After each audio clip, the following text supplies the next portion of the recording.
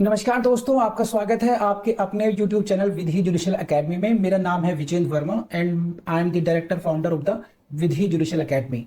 We provide coaching for the judicial services exams and through this video we are trying to reach out you to provide you full professional exam oriented coaching for the judicial services and that is free of cost। and ये जो lecture होगा Hindu marriage act का, ये एक video में नहीं आ पाएगा, तो ये पार्ट्स में होगा। तो आप इस लेक्चर के यानी कि सेक्शन 5 के सभी पार्ट्स को देख। In the last class we have discussed in detail about the clause 1 of the section 5 that prohibits bigamy. Now I pose a problem before you.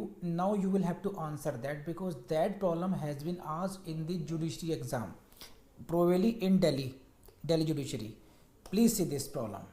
This has been a problem. This has been asked. that problem ये है, जो शेखर बाबू हैं, शशांक शेखर बाबू जो हैं हमारे, ये He has been in England. He has been in England for some time.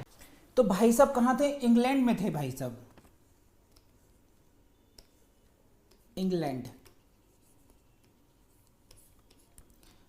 There she married. Now he came to the India. Then he marries for the second time.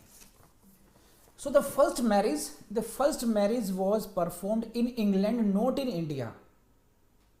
The question is whether the performance of second marriage in India will attract the provisions of section 5 clause 1. Will that amount to the violation of 5 clause 1? क्या वो बाईगैमी होगी? क्या वो section clause 5(1) का violation होगा? 17 से attract होगा? 494 पे लगेगा या नहीं लगेगा? Come on, hurry up. The only technical point involved here is this. I add on something. His first marriage was performed in England but before the year 1955. वो शादी तो 1955 से पहले कर लिया था जी हम। अब बताइए क्या अगेन क्या उसकी, और ये जो है मैरिज है इसने 1956 में की है, ऐसे मान लीजिए। तो whether it still be considered as to be bigamous marriage? Come on, क्या कहते हैं आपके जवाब? सो इन भोले भाले नादान सवालों के में नहीं घूमेंगे आप। You will have to see only two factors. You will have to see only two factors and what is that? Number 1, जो फर्स्ट मैरिज है, whether it was valid or not. That marriage itself valid थी या नहीं थी? Second marriage valid थी या नहीं थी, ये देखेंगे आप लोग। ठीक, both marriages must be valid marriage. अगर सबसे सेकेंड मैरिज वैलिड नहीं है तो इवन इन दैट केस नहीं होगा। And third point you can say the first wife was alive at the time of the second marriage. जो first marriage थी that was a valid marriage, number 1.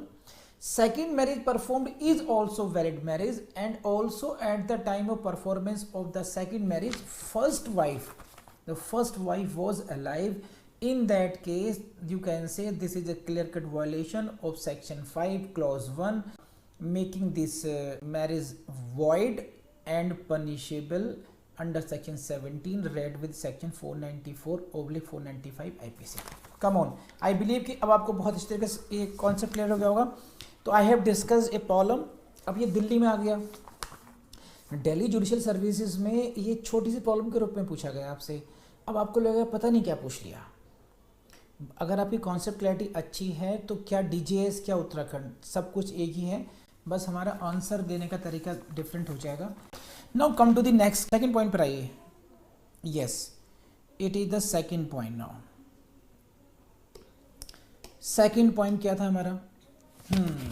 ये बहुत important है और हम लोग एक बार पढ़ चुके हैं, लेकिन इस बार थोड़ा ज़्यादा डीप में आकर पढ़ेंगे इसको, चीज़ों को ढंग से। देखिए क्या है।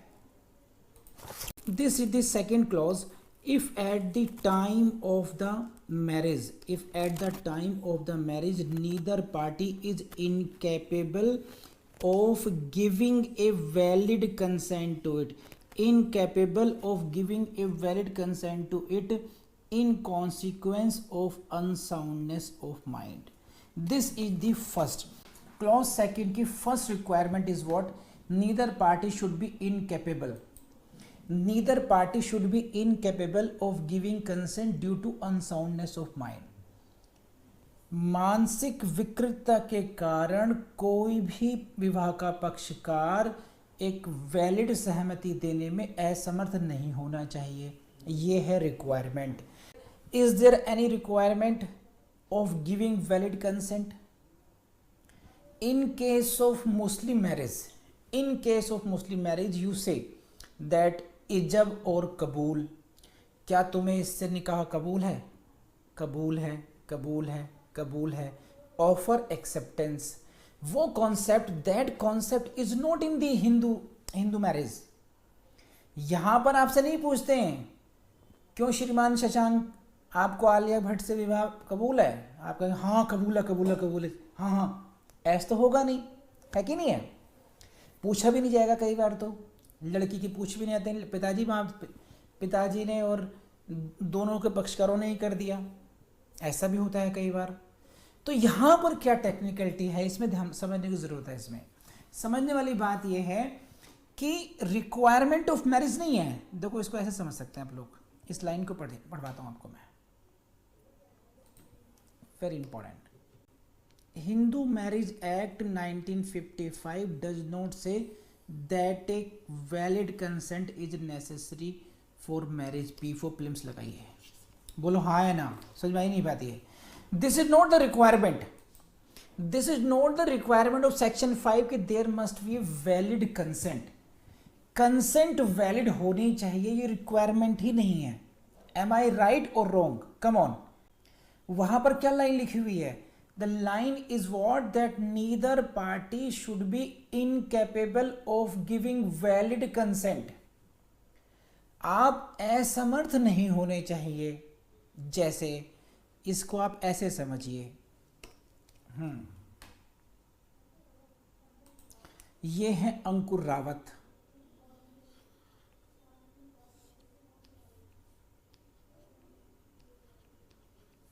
ठीक, और ये है कन्या.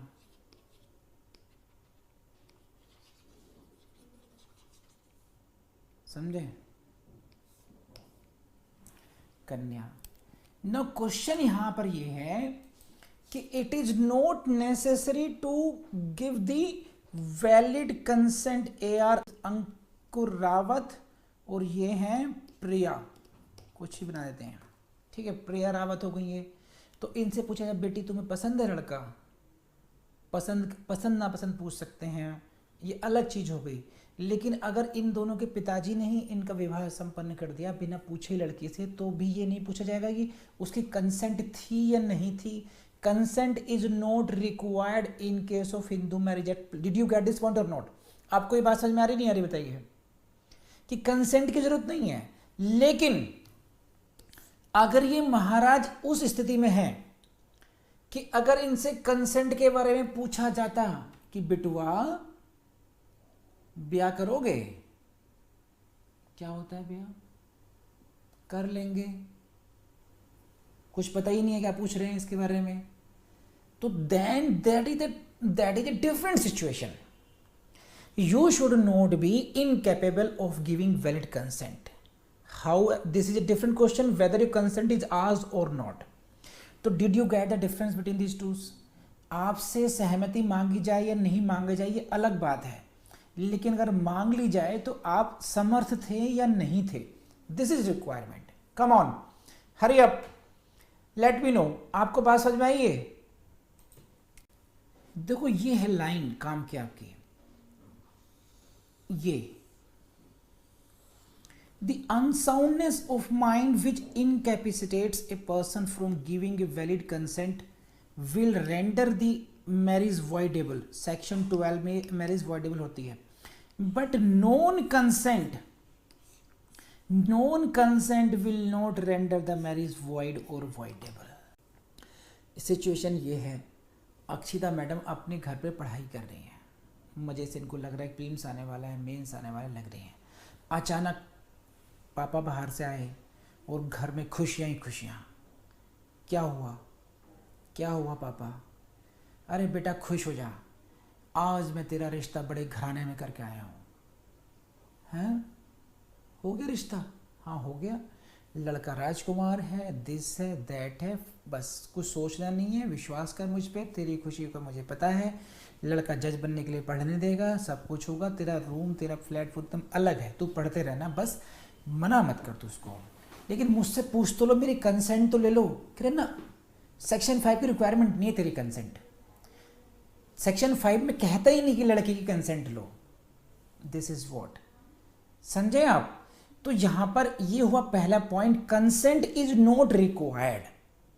लेकिन अगर ये ए और ये जो है, ये जो दो व्यक्ति हैं, ये बॉय एंड गर्ल, इनकी बात करते हैं, इनकी कंसेंट नहीं ली जाती, that is different point.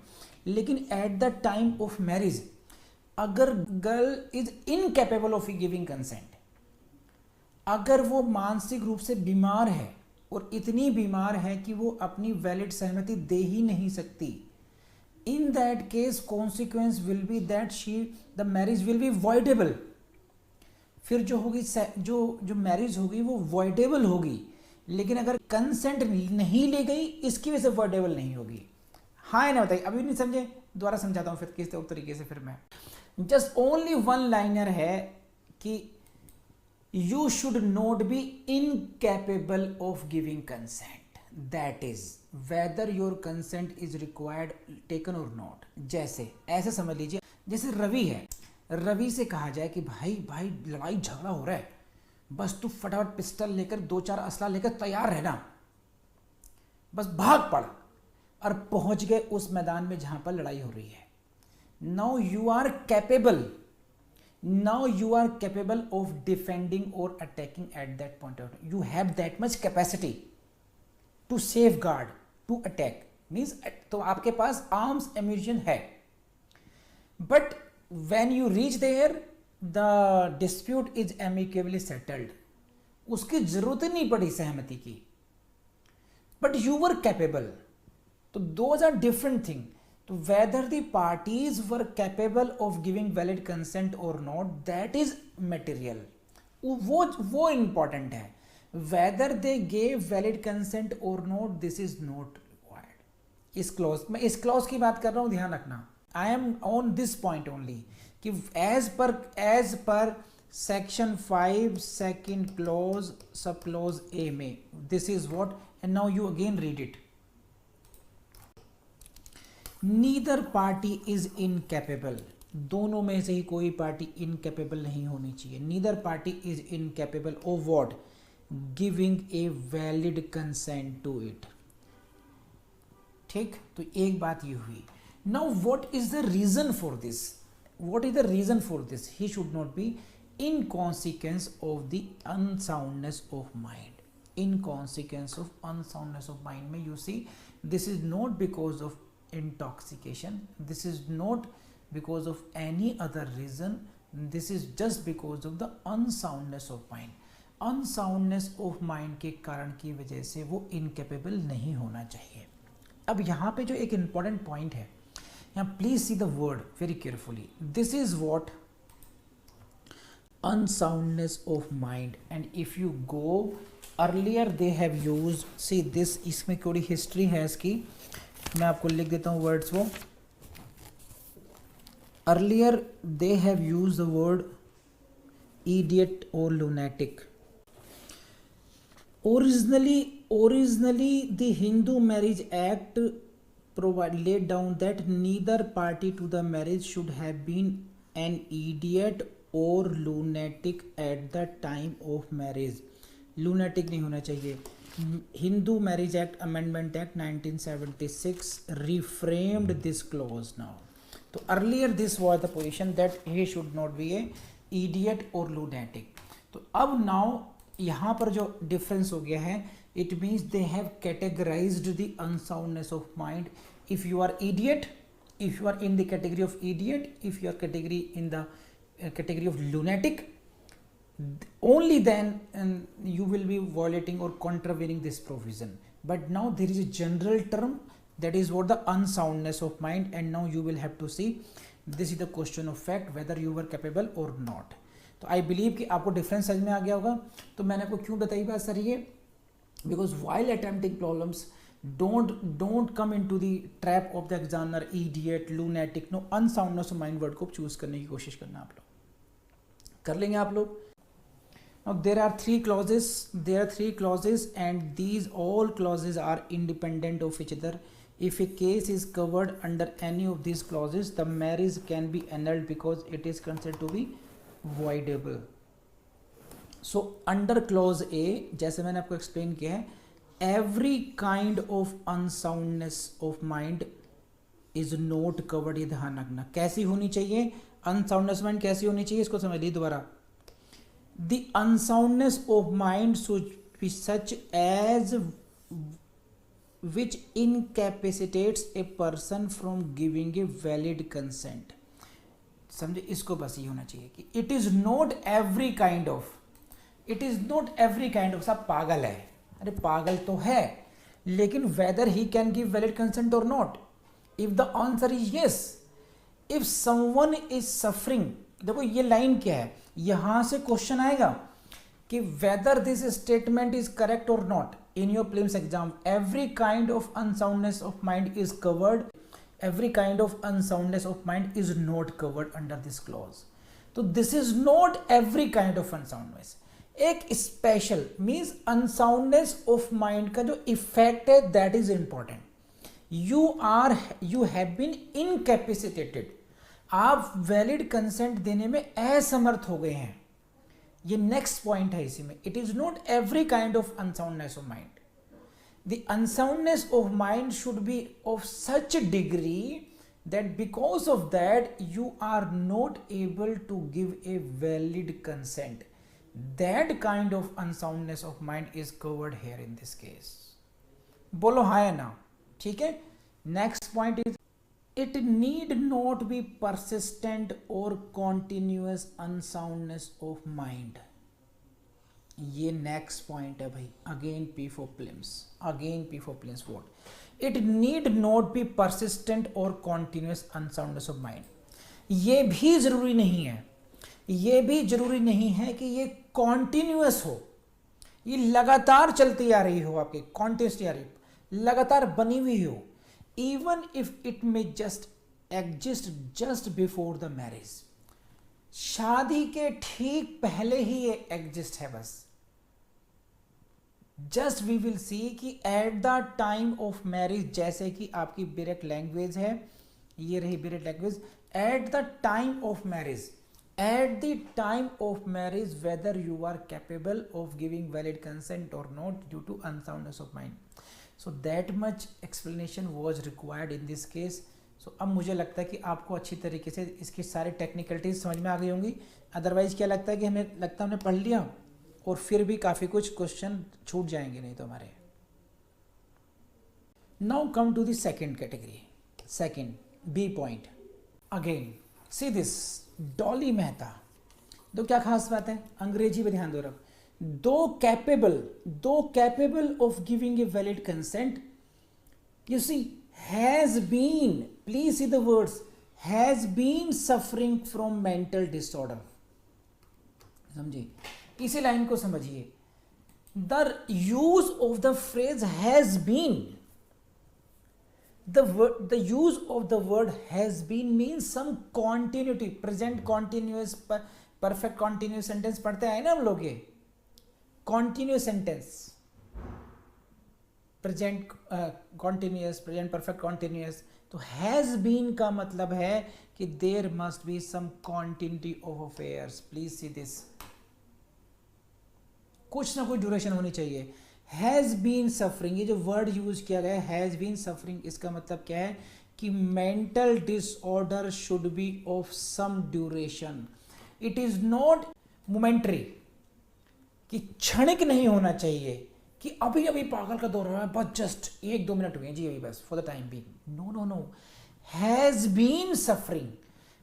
Been suffering of mental disorder. जो सेकंड क्लॉज है उसका मैंने अभी आपको आधी लाइन पढ़ी है, उसमें जो वर्ड यूज किया गया that is what, this is what has been suffering. तो they have used the word has been suffering, it means what, it must be of some duration. What duration? That is not fixed. लेकिन there must be some duration for that. You have been suffering from that. Are you getting this point? तो ये बहुत समझ में आया नहीं आया आपको? Now, mental disorder की बात करते हैं आप। तो has been suffering समझ में आया आपको? Now please read the next line. This is again, mental is disorder of such kind, इस प्रकार का, और to such extent, उतनी एक्सटेंड का, as to be unfit for marriage and procreation of children. इस प्रकार का मेंटल डिसऑर्डर होना, उस प्रकार का, of such a kind and to that extend that is consequence. Again you will see mental disorder is linked to the procreation of children and fit for marriage. However, I don't see there any correlation between that, but even then there may be situation because of that he is unfit for the marriage, he is unfit for the both things. He is unfit for marriage and he is unfit for procreation of children because of that mental disorder. तो he has been suffering for that. कर लेंगे आप लोग, please let me know ये बात समझ में आई हो तो। इन देखिए ये जो टेक्निकलिटीज़ हैं, है ना, ये टेक्निकलिटीज़ बहुत भारी पड़ती हैं हम लोगों को प्रीलिम्स में, क्योंकि प्रीलिम्स में छोटे छोटे शब्द होते हैं वहाँ पर, वो जहाँ पर चेंज करके आपको बहुत बड़ा they can pose a big problem for you. So you need to understand, you need to point out the words. So please highlight the words in your Berect and keep in mind that such and such phrase has been used, and you need to keep in mind. And also because I have said you that section 5 itself is very important for your mains. So entire section 5 should be learned by you by writing repeatedly. Next.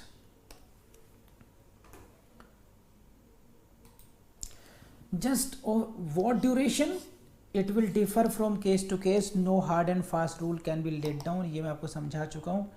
Now वही बात है. It is not every mental disorder which renders the marriage voidable, but it should satisfy two conditions. Number one, it renders him unfit for marriage and of procreation of children. ये मैं आपको explain कर चुका हूँ. अब हम आगे बात करते हैं. इसमें जो खास बात है, ये जो अनसाउंडनेस ऑफ माइंड की बात है, ये है it is what eight the time of the marriage. ये जो मेंटल डिसऑर्डर है ये eight the time of marriage को मत भूलना. अब इसमें ये है कि मेंटल डिसेबिलिटी तो है ना. खिलौना फिल्म का संजीव कुमार, तेरे नाम का सलमान खान, ये सारे मेंटल डिसऑर्डर वाले हैं, और भी बहुत सारे किरदार आपको मिल जाएंगे आसपास, है ना. तो अगर लेकिन लड़के के बारे में बताया नहीं गया या लड़की के बारे में इसकी ऐसा भी कोई रोग है, कोई मेंटल डिसऑर्डर है, उसके बारे में छुपाया जा रहा है, then what would be the consequence. Consequence क्या होगा उसका, what would be the consequence. Please see this, इसको क्योंकि यहाँ से क्वेश्चन बनता है आपका. देखिए, if the factum of prior mental disability had been concealed, या तो छुपाया जाए, और has been avoided to be stated, the marriage could be declared to be voidable under section 12(1)(c). देखो क्या है ये जो सेक्शन 12 है, it is dealing with what the when the marriage is voidable. And when you are violating section 5 clause 2 का जो violation है, then marriage becomes voidable. That the marriage is in contravention of the condition specified in clause 2 of section 5, it becomes voidable. And this is what third, जिसकी मैं बात कर रहा हूँ यहाँ पर, that the consent of the petitioner और where the consent of the guardian was required in the marriage of petitioner it ये इसको छोड़ो बस, was the consent was obtained by force or by fraud। तो जहां पर देखो ये क्या है, इन दोनों को बड़ा ध्यान से समझने की जरूरत है, कंफ्यूज होने की जरूरत नहीं है, बार बार आप कंफ्यूज हो सकते हैं इसमें। क्या कह रहा हूं मैं आपको, देखिए कंसेंट की जरूरत नहीं है, मतलब कंसेंट की जरूरत नहीं का मतलब क्या हुआ कि it is not the integral part of the institution of the marriage as it happens in case of Muslim marriage. वहाँ पर ऑफर एंड कंसेंट का कॉन्सेप्ट ही है, वैसा कॉन्सेप्ट हिंदू मैरिज में नहीं है। लेकिन ये इम्प्रैक्टिकल बात है, कंसेंट तो दोनों की लेनी ही पड़ेगी, दोनों पक्षकार जब तक सहमत नहीं होंगे then how will they perform the marriage, वो हो ही नहीं सकती है। तो if the consent of the other party has been taken by the fraud और फोर्स, इट मीन्स कंसीलमेंट किया जाएगा। अगर मेंटल डिसऑर्डर का कंसील किया जाएगा तो वो सेक्शन 12(1)(c) के अंतर्गत भी उसको वॉइडेबल होगा और उसके ये जो मैरिज है इसको एनल डिक्लेयर किया जा सकता है। छोटी सी बात है, प्लीज लेट मी नो। हाँ है ना। अक्षिता ना मैडम ने कहा है सर डायरेक्टली वॉइड क्यों नहीं किया। एक फिल्म आई थी अक्षिता, सदमा, अगर किसी ने देखी, बड़ी क्लासिक मूवी है, श्रीदेवी और कमल हसन, देखिए अपने सदमा। वो कई बार ऐसा भी हो जाता है, पागलों से भी प्यार हो जाता है, मतलब ऐसी स्थिति हो जाती है। तो ये चॉइस पे छोड़ दिया आपको, अगर आप चाहते हैं ऐसा तो वॉइडेबल, और नहीं तो अपना कंटिन्यू करो इसको। यहाँ पर वही पार्टी जाएगी जो एग्रीव्ड पार्टी है, वॉइडेबल के केस में जो एग्रीव्ड पार्टी जाएगी, और वॉइड के केस में कोई भी पार्टी जा करके उसको एनल करा सकती है। इसमें मुझे लगता है कि ठीक है, अब जैसे भी मिल गई, अब प्रभु इच्छा, खत्म बात, ये है। तो ये एग्जिस्ट करती है marriage in the I of law, मैं जब तक कि मैं इसको एनल नहीं कराता हूँ। तो ये तो मेरा एक्सप्लेनेशन हुआ। और सेकेंडली ये हुआ कि आपने ऑस्टिन द कॉन्सेप्ट समझा होगा जूरिस्प्रूडेंस में, कि जो लॉ डिक्लेयर कर दिया गया है ना, the law is what the sovereign has declared, in our case sovereign is what the parliament. So we need not to go beyond this दो गुड और bad, this is the law we should follow. If it is falls into the category of section 12, it is voidable.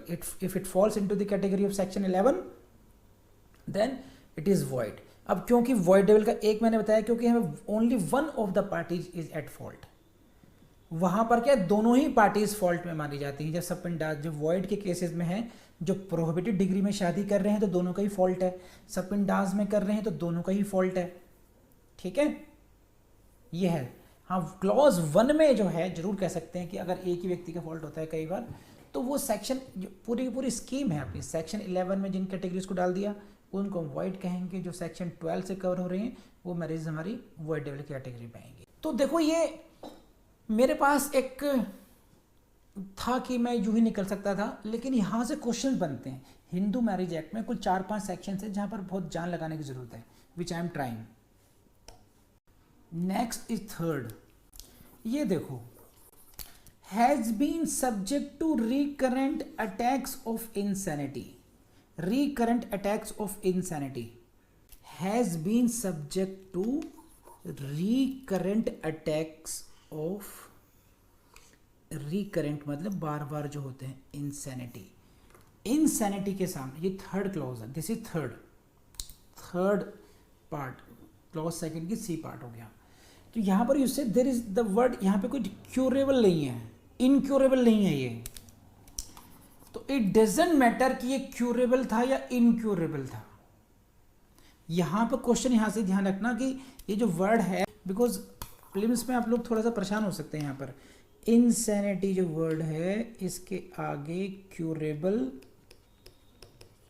और incurable ऐसा कुछ नहीं है।